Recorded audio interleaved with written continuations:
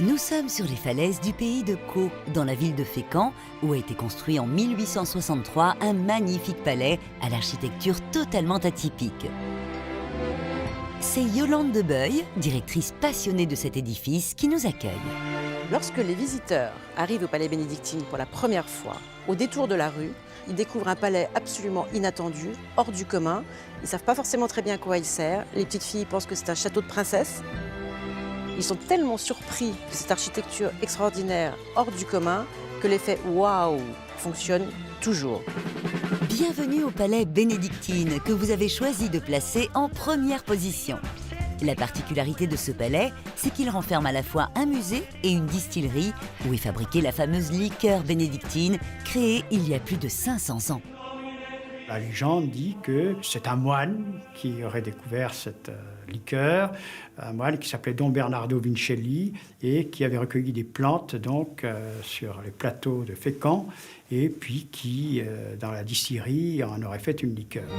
C'est Alexandre Prosper le Grand, marchand de vin fécampois, qui a eu l'idée incroyable de construire ce palais pour rendre hommage aux moines bénédictins qui ont fait sa fortune. L'inspiration monacale est omniprésente dans le palais. Chaque salle est différente, allant du style Renaissance au style gothique flamboyant. La salle gothique provoque un effet waouh à chaque fois, à chaque visite, parce qu'elle a un style très particulier, parce que son plafond a été fabriqué par les charpentiers du port de Fécamp, qui était un grand port morutier à cette époque-là, et il a une forme de coque de bateau inversé. Et puis, c'est également la forme d'église. On reste dans cet univers gothique et cet univers religieux, grâce à qui, en fait, la recette bénédictine a été créée. Pour l'industriel fécampois, cette recette est un don du ciel lorsqu'il la retrouve par hasard en 1863 dans un vieux grimoire de sa bibliothèque, alors qu'on la croyait perdue à jamais depuis la Révolution. Il mettra 1 an à la reproduire. Alexandre le Grand était visionnaire. Franchement, visionnaire pour beaucoup de sujets. Il était très en avance sur son temps. Il a très probablement perçu que cette liqueur allait avoir du succès et il a tout mis en œuvre pour qu'elle ait du succès. Il a commencé par déposer la marque partout où c'était possible et c'était précurseur à cette époque-là. Il a créé une société qu'il a cotée en bourse. Il a fait appel à des affichistes contemporains pour créer des réclames. Il est l'un des premiers à avoir mis des affiches sur les bus du Havre ou les tramways dans les grandes villes.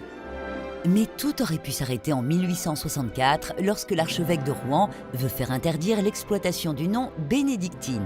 Il n'accepte pas l'idée qu'un industriel utilise un nom religieux à des fins commerciales.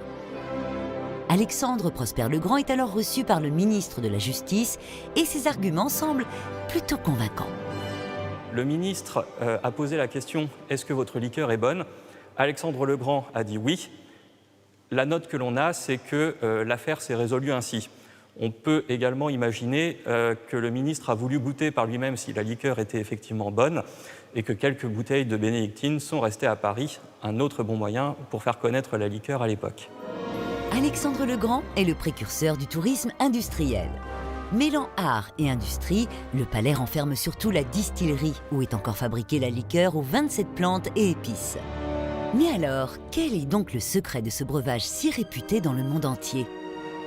Alors, le secret de la fabrication au niveau des plantes, moi je ne l'ai pas, étant donné que les plantes nous arrivent dosées et nous les mettons dans les alambics que nous distillons ensuite. Nous n'en saurons malheureusement pas plus sur sa fabrication. À Fécamp, ce mélange de plantes et épices est utilisé à toutes les sauces, car même le boulanger du port revisite des grands classiques de la pâtisserie en ajoutant la touche de ce nectar ancestral. Avec quelques nouveautés cette année, avec un biscuit, le saveur acidulé et aussi le cheesecake bénédictine pour être plus tendance, pour apporter un peu de modernité aux produits bénédictines. Mais au siècle dernier, le palais bénédictine avait une toute autre fonction sans aucun rapport avec son goût. Il servait de point de repère pour les marins en mer, grâce à la flèche de son campanile, visible depuis le large. Mais selon Astérix, une figure du port havrais, le fameux breuvage avait également d'autres vertus. T'as le vieux qui tousse, puis la vieille qui fait « Pas la peine de tousser, t'auras pas de sirop !» Et le sirop, c'est la bénédictine, tu vois. Et ça servait un peu de médicament. Mais ça ne doit pas être mauvais comme médicament, il n'y a que des plantes. Les Fécampois sont très fiers de ce palais qui les a fait connaître dans le monde entier. Alexandre Prosper le Grand a construit cet écrin d'une étonnante beauté à la gloire de sa recette.